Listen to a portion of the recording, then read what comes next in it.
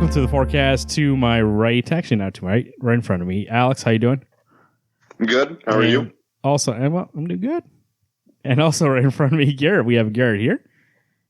How we doing? I'm doing okay, and doing good for Alex, and okay for you. I am Marvin, your host, and we're talking comics coming out for July 12th, 2017, a Wednesday, as always. We're talking about some books that are coming out. Dark Horse Comics, nothing really that we get here. Alex gets American God Shadows number 5, but he's not caught up, so he can't tell you anything about it. So, you know what? In all honesty, that's probably a book I may just be dropping. He likes to. It's in the mini. I think it is only 5 issues, right? Oh, is it really? Oh, if it's only 5 issues, then I'll just get it and be done with it. I thought it was just a mini, so you might have to look and see how long it is. But otherwise, DC Comics, Action Comics 983. We have what is called Revenge. the Revenge storyline still going on here, or is this a new one? Is this part 1? I feel like this is a mess about the solicit again. Is it? Okay, what's the actual title? What are we on? No, I mean, it's still Revenge, but it's not part 1. Remember how Blockbuster they put the part 1 like number solicit 4, last I think. week? This cover's pretty sweet by Clayman. I'll tell you that much. Yeah, it's really cool. What's going on right now? Because it's actually very interesting. This cover has all the Superman on it. Well, basically, it's all of Superman's rogues, from not all of them, but a big chunk of them, like getting revenge on Superman since Rebirth started. So it looks like it's going to be a little Team Superman against him now. Yeah, we have new Superman, Supergirl. Looks like Steel. That looks very No interesting. Superwoman though. Interestingly enough, Is Cyborg must be a bad guy? He's on the other side. Is Superboy Prime? Is he back yet? nah, he's not back yet. No. Okay. Well, I'm not interested then. This is where he comes back, I bet. He might. It's a good. You're right. It's a good place to bring him back, but I guess we'll see. I mean, like, you could just see, like, 2 hands coming through Cyborg Superman. He just rips them in half and is like, I'm back. I think they have bigger plans for Superboy Prime, so they're waiting for him. Yeah, they want to bring him in action. I'm pretty sure he has something to do with this rebirth timeline thing. What if he's Mr. Oz? He might. That's what I was thinking last night. Because here's what I was thinking last night about that. Everybody thinks that Mr. Oz is Ozymandias, but that's like the most obvious answer. And not that it can't be, but there have been no hints that it is him. The only thing is his name is Mr. Oz. You know what I mean? And he's working with Dr. Manhattan. So that's what I thought too. I go, what if he is Superboy Prime and he's working with Dr. Manhattan? You know? Because then that line where he said, like, I taught you better than this. Like, you know, like, shit. Yeah, blowing my mind. Damn. The American Way, those above and below, number 1. This is very interesting to me. It's a mini, 1 out of 6. It looks like it's from John Riley, who wrote 12 Years a Slave, which is a great movie if you've ever seen it. And he's the creator of TV's American Crime, along with artist Georges Beatty from Buffy the Vampire Slayer. This is very unique because it's a DC. It looks like it's a DC. It's part of the DC label, but it's a brand new thing they're trying here. And 6-issue mini. I mean, it's trying new things. So it's pretty good. Maybe I don't know if I'll check it out, but it's something nice to see that there's like I like them. DC does these minis. They did a Hawkman one a while back. They did a Deadman one. I like seeing those. They're and we just found out Ragman's coming out. Yes, I mean it's like those characters can't exist and can't have an ongoing series. It can't sustain it. So put them on a mini. People like those characters. They want to see them. Dark Days, the casting number 1. Here's the second part of the Dark Days storyline that's leading to Metal. This is right in the cover. Here we go. Who we got in the cover? We got Joker, we got Batman, we got Green Lantern, and we have Duke. This is starting from when the Forge ended. You guys excited for this? $4.99. So it's going to be big. Is it going to be double sized? Yeah, I'm excited for it. I thought the first one was great, so I'm excited to see what happens next. Alex? Who's doing art for it? It's I think like last issue, it's a bunch of people. The same people. We have Annie Kubert, John Romita. Oh, looks like there's it'll be hit or miss. It'll be hit or miss. I'm trying to figure. I guess casting is separate than a Forge. I understand that, but it kind of bugs me that it's a number 1. Why is that? That's the only way you can produce it. They can't just call it the casting and not give it a number. Because what if they go down the line? Are you saying you're upset that it's not the Forge number 2? No. I like the fact that it's called something different. I get it's the first of the casting. I understand that. I'm just saying that, I don't know. In purposes of putting me in putting me in a box, it's just that's weird. But I guess it's still under the title Dark Days, so. You're a strange man, Priscilla. Detective Comics 960. We have Intelligence, Part 3. Is that accurate? I think so. Okay. I wasn't sure. I thought we were too into that storyline. It looks like Zatanna's still around, it looks like, according to the solicits. I am very excited. I actually still like Detective a lot. I think there was like a little lull for a second, and then now it's back to like how it was. Yeah, I think this arc's been fantastic. I think Zatanna, bringing her in, was like one of the best things you could have done at this point in time. Plus, like, I don't know, I already read the preview for this issue, and I'm super stoked. There'll be some cool stuff in here. Alex, looking for a Detective? Yeah, it's nice that they brought in, I don't know how long Zatanna's going to stay in it, but it's just a nice, she's a nice add to the team. You know, at this point, do we just say that Eddie Burroughs is off that book forever? Like, he hasn't been back since forever, hasn't he? Who? Eddie? He must be doing something. Eddie Burroughs? Oh, he did the last Orphan issue. Oh, okay. So he's doing the one-shots. He's the Otto Schmidt of DC, Detective Comics right now. Right. He's doing most of the covers, because it's kind of like Marvel, where they give you the artist you want on the cover, and then they don't put that artist in the book, kind of thing. Speaking of which, Flash number 26, we have art by Howard Porter, but the cover by Carmine Di Giamincio. How do you say his last name? Giamincio? De Infantino? No, that's how you say it. He was doing the art from before, and I think he's the only one who draws that suit good, but we'll get him on the cover. Running Scared Part 2. This is the second part of that storyline that... is that Part 2? I thought it was Part 3. No, I think that because there's the 24. I must have not read 25 yet. 24 was that Green Lantern Flash. Oh, okay, so this is the second part of it. Yeah. Running Scared. How do we end? We end with Wally with his legs broken. Yeah, and with Iris almost getting killed by Thawne. Oh, this is going to be a good issue. I mean, look at that. That cover is pretty amazing, too, also. Yeah, it's awesome. That's one I might put in the frame. Looks pretty. Am I missing an issue? Because I read those. I thought it was 23 and 24 that had Hal and Flash. Yeah. Yeah. Okay, so what was 25? Because I thought I was caught up on it. Was Running Scared where Reverse Flash came back.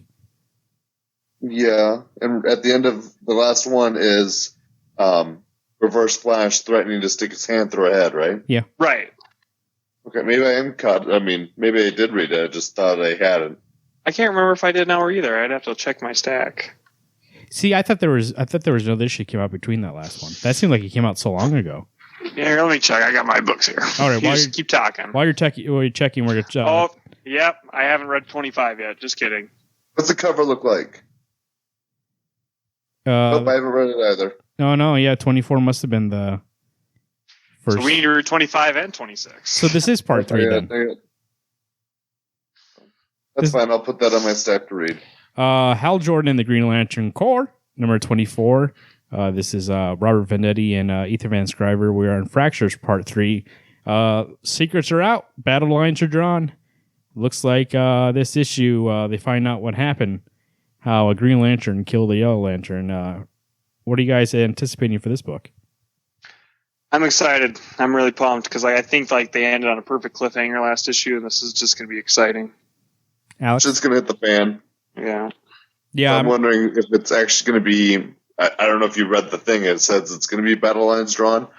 I can't decide if I want the greens and yellow to split up. Because I've enjoyed them being a team, but I know it couldn't last forever.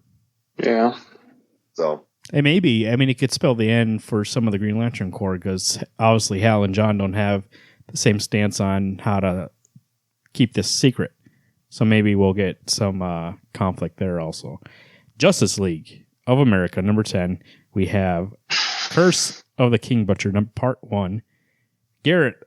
So actually, we have it on our video show in the comments on YouTube. If you want to go check it out on YouTube, Sergeant America said that... No, excuse me.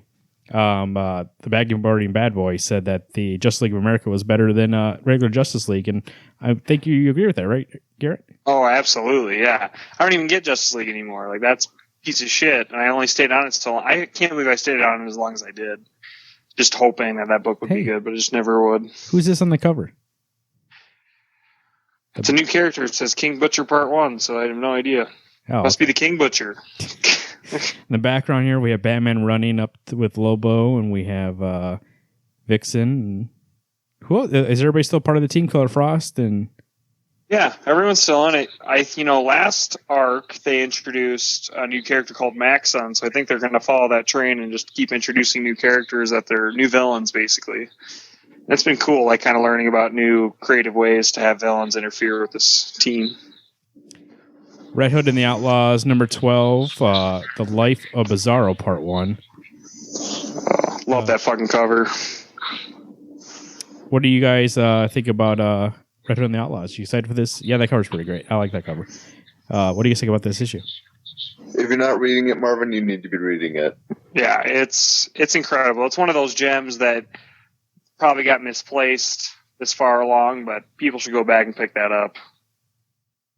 All right. I mean, I'm going to read the first trade because it's actually on Hoopla because you guys have been saying it's good. So I'll see what I think. I don't. A friend of the show, Dave, also said it's good. I don't know though. Scott, you think Scott Lobdell is Come on, you can't do that anymore. We did that with Cullen Bunn. We did that with Sam Humphries. You just got to give it a try. All right. This is one of the yeah. You can't judge him on a bad book. You got to give him a chance. He's back to good writing. I just about skipped over it, but I would have got yelled at if I did. Scooby-Doo Apocalypse number 15. I was ready to yell at you if you did. Garrett, what are you going to do with Scooby-Doo? Loving it. Finally, like Scrappy-Doo's like mixed up with the gang, and it's still the monster apocalypse going on. This book is just so much fun, and like the fact that it's Keith Griffin and Howard Porter on it. Well, Howard Porter hasn't been doing art as of late, but there's so much jam-packed into one issue, even though it's only like 30-ish pages, that it's a real treat every time I get to read it. So I've loved this since the beginning. It's been great. And something you guys were talking about before the podcast, you still love Suicide Squad number 21. You guys, actually, no, the reverse. Garrett said you're going to drop it. Mm-hmm. Alex, what did you say? I think I'm going to follow suit with Garrett and drop it. Rob Williams is Suicide Squad. Hey, covered by Eddie Burrows. Here he is doing this. Kill Your Darlings Part 1. This will be the perfect point to jump on or jump off. You guys are not liking it? I'm going to hit my own button on the app and blow my head off with this book. So, just in all honesty, it's what is it that you don't like about it? It doesn't like really have a direct. It's like the same. Like Alex is kind of right. Like in the movie, how they don't do more missions. It's the same thing with this book. It's basically the same story over and over and over again, just incorporating new characters. Like they're not really trying to get too far away from the core of Amanda Waller is going to manipulate you and blow your head off if you don't do what she says. Like I can only believe Amanda Waller's so conniving and manipulating for so long. I'm like, well, no shit, that's who she is. Like it's not surprising for me. Agreed. Supergirl number 11. Steve Orlando, Brian Chang on art. Escape from the Phantom Zone Part 3. Looks like Batgirl's also on the cover. Garrett, Supergirl so good?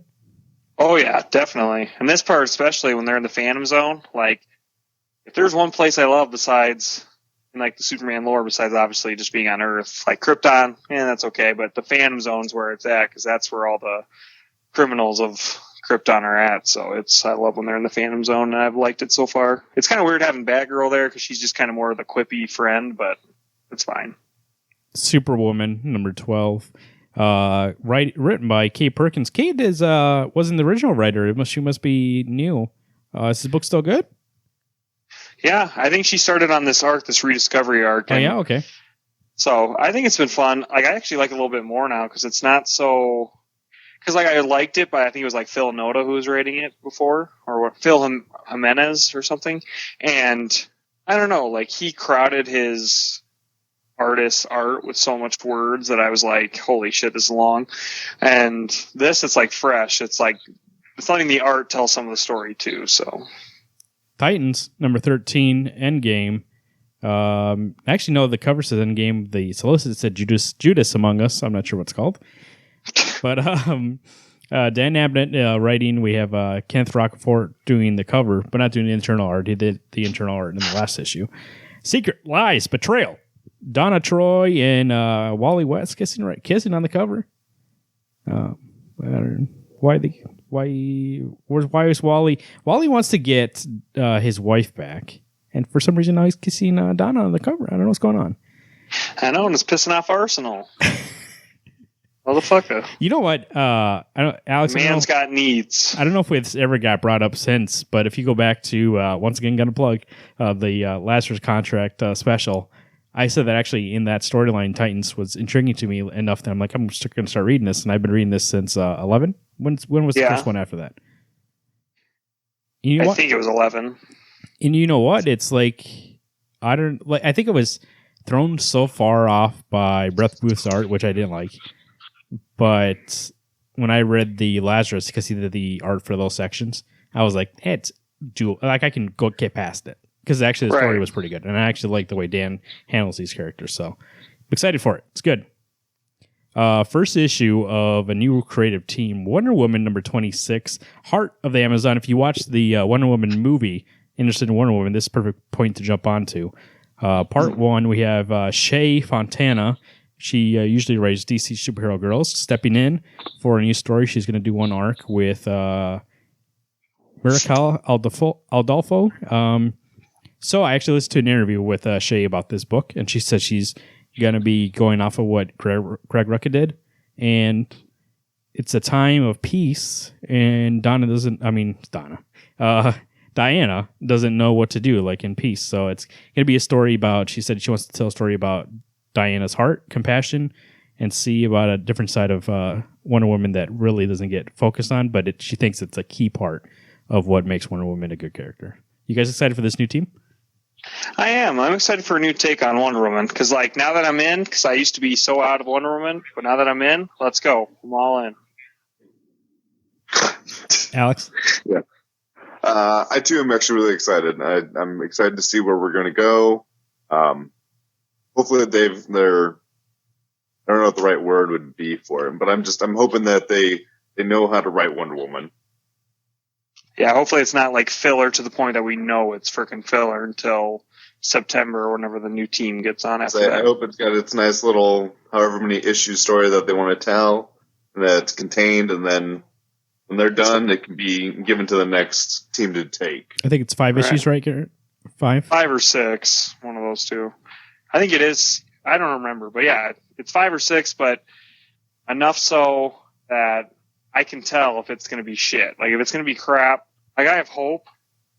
You get it? Wonder Woman, see? What?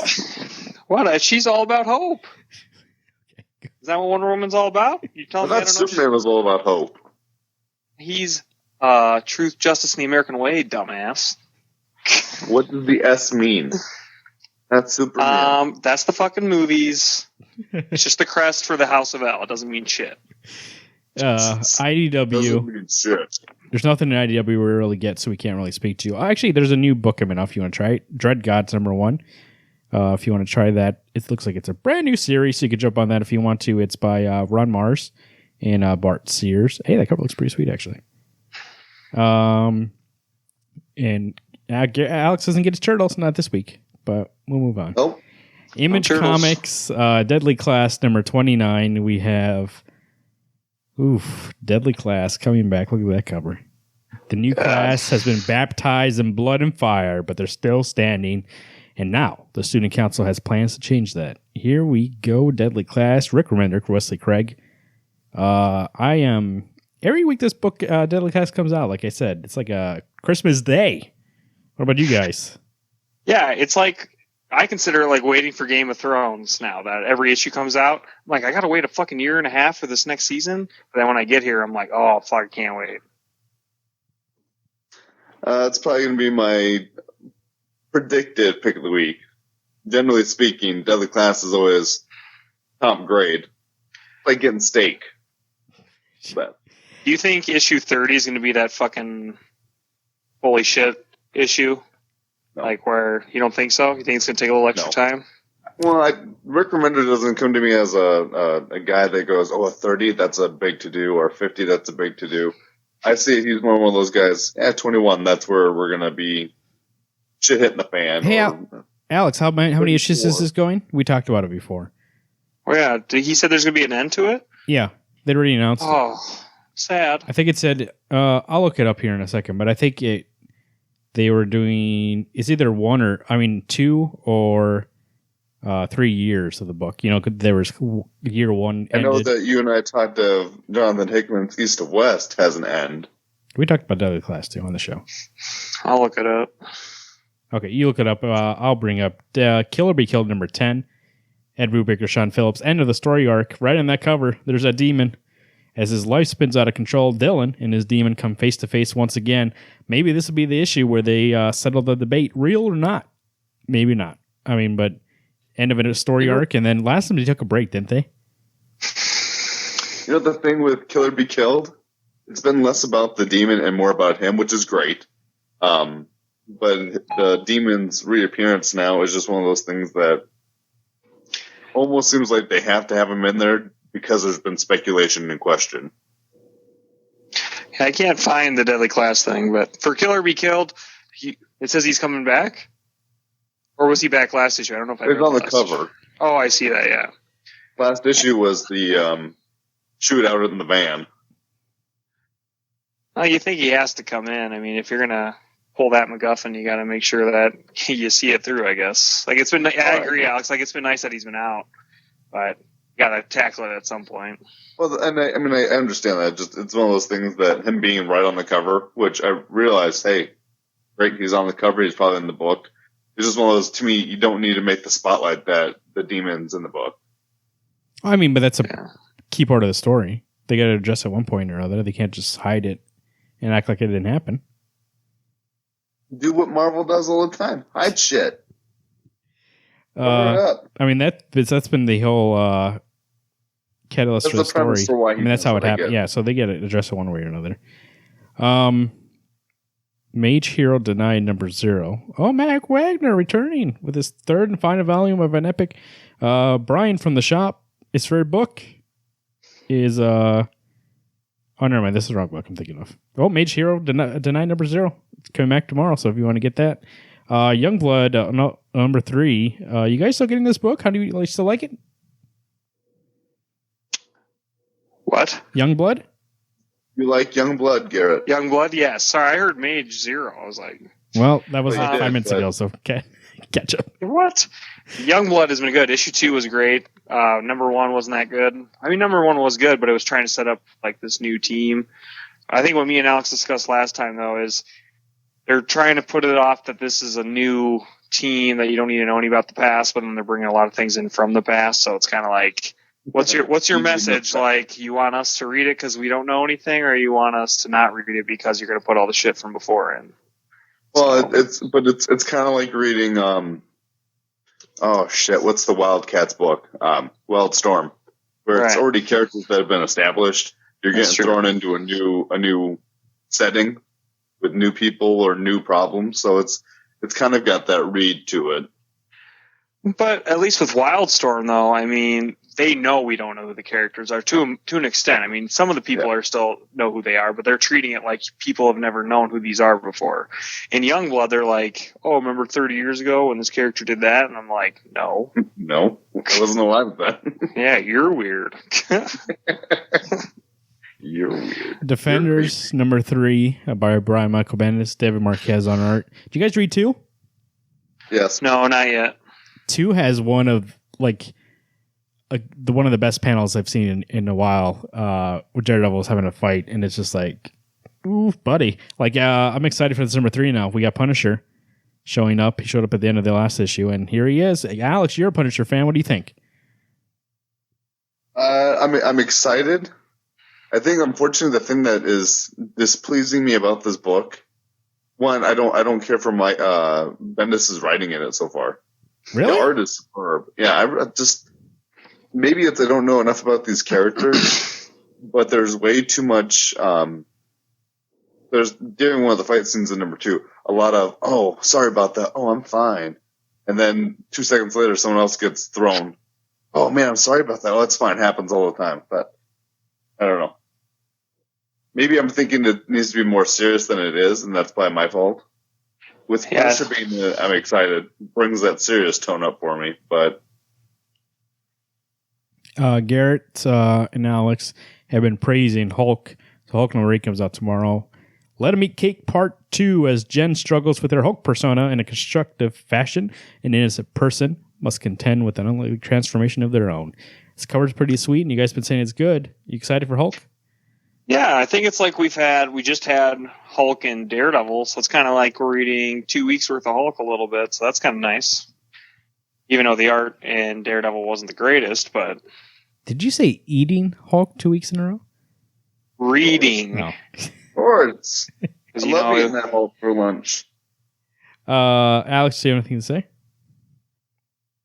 About Hulk? No. I do love these covers, though. Like, every time those covers come out, I was like, God, that's some good art right there. Old Man Logan, number 26. Alex, are you still on Old Man Logan? I will still get it, but I haven't been reading it. Did you not read the new issue yet? I haven't finished up the last arc. What? Alex, catch up on this motherfucking book. Is it good, Garrett? It's really good. Like, Deodato Jr., I mean, his art's amazing.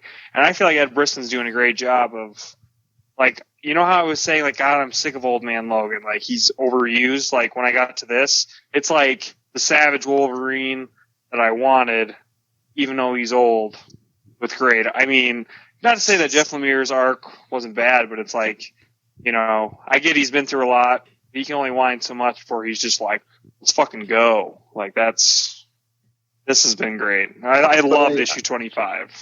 But if I may, Garrett, your statement of Jeff Lemire's arcs, the whole reason that actually I dropped off that book enjoying it so much is that art change was horrible. Exactly. And at least with this one, they're trying to keep it consistent with Deodato, though.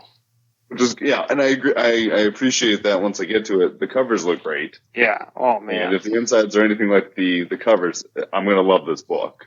Well, it's just kind of how, like, me and Alex like a lot of action scenes in our comics. You know, it's like when we like Deathstroke and the New 52. This is similar to that. It's Deathstroke is killing everybody. It's fucking gruesome. It's awesome. Spider-Man number 2, number 1. Spider-Man 2, number 1. Garrett, it's been 5 years in the making. It's finally here. This is it, true believers. Who is the Miles Morales? So to catch people up, if you didn't read it or if you forgot, at the end of Spider-Man number 1, that's Men, M-E-N, because it dealt with Miles Morales meeting Peter Parker for the first time. That is Peter Parker from the 616 and Ultimate Miles Morales. So they met because Mysterio from one world went over to the other side. Yada, yada, yada. They meet. Anyways, so Peter comes back to 616 and he's like, I wonder who Miles Morales is in this universe. Types in Google. Who do we know? Might be Bing. We didn't see the computer screen. He types in Miles Morales and he goes, oh my God, and then it ends that way. So it's been a cliffhanger for 5 years. We don't know who Miles Morales is. Obviously, it's something that made Peter Parker go, oh my God. Here we go. 5 years later, who is Miles Morales in Marvel Universe? Garrett, can it live up to 5 years of hype? Like, when you find out who Miles Morales is, are you going to even care anymore?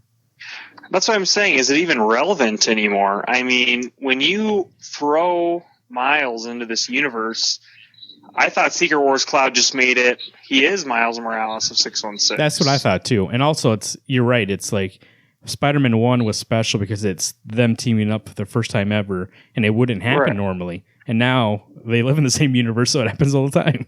So it's like, yeah, it seems like it's coming out at the wrong time. It'll have to be a really good story to make up for not being relevant anymore and not really having a point. Yeah, this has got some Civil War 2 heebie-jeebies all over it for me. Like, I'm excited to read it because it could be good. Hey, Sarah Pichelli coming back from wherever she's been. I don't know where she's been, but she's coming back to do this, which I'm excited for. Sarah Pichelli did Ultimate Spider-Man before David Marquez took over in the Miles Morales one. And she did Peter Parker Ultimate Spider-Man, right? Too? I think so. I believe so. I can't remember. Towards the end. That might be incorrect, but I know for sure she did Miles. And that book was beautiful when she did it. And I'm excited. I think I like her art a little bit more than David Marquez, and David Marquez is great. So that's saying something. So I'm excited to actually, just for the art, get that book. Star Wars. Darth Vader #3. Here we go. We have Charles Soule writing. Vader sets his sights on a Jedi who's avoided Order 66. Garrett, you said this is still good? Issue 2 was good? I hadn't read issue 2 yet, but Corey just read issue 1. He agreed with me that he loved it. So I don't think you should be throwing it on any burn piles anytime soon. Wink, wink. But yeah, I'm excited to see it. Like, I love that cover. So here we go. Venom 152. Alex, did you ever pick up Venom, or you're not getting this? Garrett, Corey said I never picked it up. Corey's favorite book of the year. Or favorite book right now. Sometimes I think about actually going back to get stuff, but it's like, you know what? I need to get over that phase. Okay, well, Venom, you could start at 150 basically. All you know is Eddie Brock's back as Venom. No, I'm okay. Quick side thing: Vision Director's Cut #2 comes out tomorrow. If you're still getting that, I got #1. I'm excited. Number 1 was a good package. I really liked how the way they put it together. Same. I read issue 1 too. Yeah, this is Garrett experienced it for the first time, so you get the actual issue, and then you get specials in the back. So that's why I really like it. Like, I think that's awesome.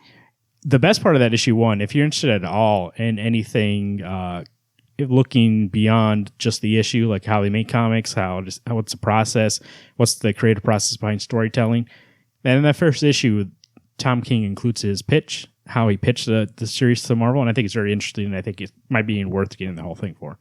So I would get it if you're interested in that. Weapon X, #5, tying with WMD. Alex, you still getting this Weapon X book? Still getting it, not caught up on it. Honestly, them going up against the Hulk combination doesn't make me excited to read it. But Gary, you said it's been good, right? It has been really good. I'm super excited. Like, I don't know. I just think it's a fun, fresh story, and like, I know that Legacy and Generations is coming up, but like, I miss Bruce Banner Hulk, so anything to do with a ruthless Hulk, not a teenager Hulk, like, I'm all for it. I know that Amadeus Cho's in it, but I mean, I like going more into the mythology of Hulk and his like genetics and everything like that instead of just eating pizza whole issue, or playing basketball with somebody. So X-Men Blue #7, Secret Empire tie-in. Here we go. Cullen Bunn, Corey Smith on art, Arthur Adams on the cover. How will our intrepid heroes react to this new world order? Will Marvel Girl, Cyclops, Angel, Iceman, and Beast be overwhelmed by Hydra? I really hope not, it says. You know what? I really hope... I really don't really care, so I'm not going to get it. Garrett, though, is still on board. Garrett, what do you think about this tie-in? I'm going to give each of the X-Men books that I get that are Secret Empire involved 1 issue to see if it's too much, then I'm going to drop it. But like, I looked through, I haven't read it yet, X-Men Gold's tie-in, and there was not one thing of Hydra. So I feel like in that book they're just going to mention it, because I didn't see anything to do with Captain America, Hydra, anything. I looked at literally every page without reading the text, which is stupid, but I just wanted to know. And then, so I'm hoping the same thing's going to be happening here. Like, I'm sure they'll name drop Hydra or something, but I hope the story doesn't overtake this book, but that it's just involved somehow. I think Blue is going to be hard to say that it's not going to be tied in to the fact that Hydra's in the back. Or at least on Gold, I agree. They didn't have a Hydra emblem. Right, it still had the masthead, but it didn't have anything behind them or anything, like on the cover itself. The synopsis mentions it's them dealing with the new Empire, so. We'll see. I think Blue is going to be pretty solid Hydra related. Zombies Assembled #0. That's Marvel's Magna style book. So read it backwards when you get it. It's coming out tomorrow, $4.99 if you're interested in that. Otherwise, some other things coming out tomorrow. Animosity #8. So you guys still on that book? Still good? Absolutely. Dude, they're announcing spin-off series to that series like crazy right now. Yeah, right now. Yes, and I see that The Rise #2 is coming out tomorrow. Yeah, The Rise comes out tomorrow. We have Margaret Bennett. Getting that. She's a really strong writer, and I think she was trying to like dip her toes into. She's doing Batwoman, but superhero stuff. But her stuff on her own, I think, is really strong. And Animosity is something that I should have been on with you guys, and I'll read it in trades or something. I'll read it some way.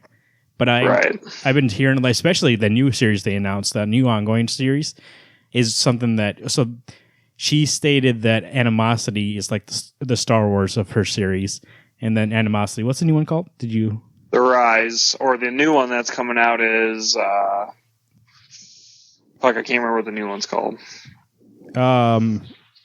Yeah, I forgot, but it's in our chat thing that we talked about. Anyway, she said that one's the Star Trek. It's gonna be more like hard sci-fi, like digging into like what's the ethical and like things going on in this world and like how everything's affecting everybody. It's gonna be more about hard sci-fi about it. So actually, that sounds really great. So I'm interested in that. Yeah. Tomorrow also we have Cal Exit #1. It's about California succeeding. Is it succeeding? Is that how you say it? From the United States. It's an interesting book to come out in these kind of times, so we'll see that. The cover looks great. It's by Matt Puzo. How do I know that name? Where did he else do? Godkiller. So if you're interested in getting a new #1, that might be something to pick up if you want something political. I know I've been looking for something political. Maybe I'll try it out. Let's see what's going on here. Anything else under here that you guys wanted to talk about? Nope. I don't think so. I don't think there's anything else pertinent that we either get or are really interested in right now. At least for me. Well, boys. You missed out on... right here, we have War of the Planet of the Apes #1 movie tie-in. Here we go. 1 of 4. Yeah. David Walker writing. Who cares? Whoop-de-doo, Basil. Jordy Belair on colors. Jordy Belair colors like 50% of all books. So how does she have it? I swear now she's no longer with us, and it's a robot, and the robot's pumping out work every day. I can't imagine she's actually coloring that many books. Hey, if you like D&D, there's a Pathfinder book coming out tomorrow, Pathfinder Runescar. So if you want to get that, there's also a very cool looking book. I love how the cover looks. I don't know what it's about. Actually, we can read it right here, right now. Last song #1. This is Nicky Marshall was saved by rock and roll, and so he likes to think an awkward upbringing in turmoil. So you're looking for something. It looks like it's just going to be a real story. If you're looking for something like that, there you go. Get that too. That has been the forecast for this week. A lot of books coming out tomorrow. What I'm looking forward to the most is going to be that Spider-Man, 5 years of hype. Let's see how it lives up to it. I'm more interested in... That's my curiosity. Like, I am really looking forward to Deadly Class, but my curiosity is piqued. I'm curious where that first issue goes, especially. Garrett, what are you looking forward to tomorrow? Deadly Class for sure, and Detective Comics. I'm still very excited for. I've been loving this arc, so I can't wait to read that. Alex, what are you looking forward to? I think the only thing worth my time, Deadly Class. God. Everything else, garbage. Jeez, there you heard it here first, folks. Garbage. But Alex, how's the weather look like when you're going to be picking up those books? I sense it's going to be a hot one, but you're going to get some cool reading when you get your books. So it might be pretty comfortable. Get some iced tea, get some lemonade. If you are able to read while you're drinking a beer, do that. Alex giving that advice. He can't do it himself, though. So, Garrett, how's the traffic look like tomorrow? I don't drink anything while reading my books. So. You don't touch your books when you're reading them. Yeah, I always picture Alex with like tweezers turning each page. Would you just say that's not true, Alex? Don't lie to the audience. You put it on the table and you put your hands behind your back and you like put your eyes on it, and then you turn the page. I actually have arm holders for when I read, so that I can stick my arms in there. The arm only comes out to turn the page real quick, and it's there's no fingerprints on these books. You think Alex is kidding, but I'm 100% sure he's serious right now. He might be serious. We might think it's a joke, but he's probably serious. Garrett, how's the traffic look like? Traffic's going to be a little mild. I mean, it's still going to be, it's another busy week. I mean, not the busiest I've seen. I mean, it's not, Stark Expo's not going on, so you might still be able to get to your comic shop on time, get all the good books. But again, don't wait too late in the day, because then things will be gone. That's July 12th, 2017. Make sure to catch the actual show on Sundays. Video comes out shortly after that whenever I can edit it together. This week came out on Tuesday, but it's out there. If you've watched Spider-Man Homecoming, go ahead and view that and see what our opinion is on Spider-Man Homecoming, or visit us at WednesdayComics.com, on Twitter at WednesdayComics, Garrett at Garrot2188, that's You betcha. GROT2188, Alex at Alex Pastrello, and me at Marvin_Salguero. Subscribe to the show to get our actual show, but until next week, I've been Marvin. I'm Alex. And I'm Garrett. Everyone, stay cool and keep reading those books.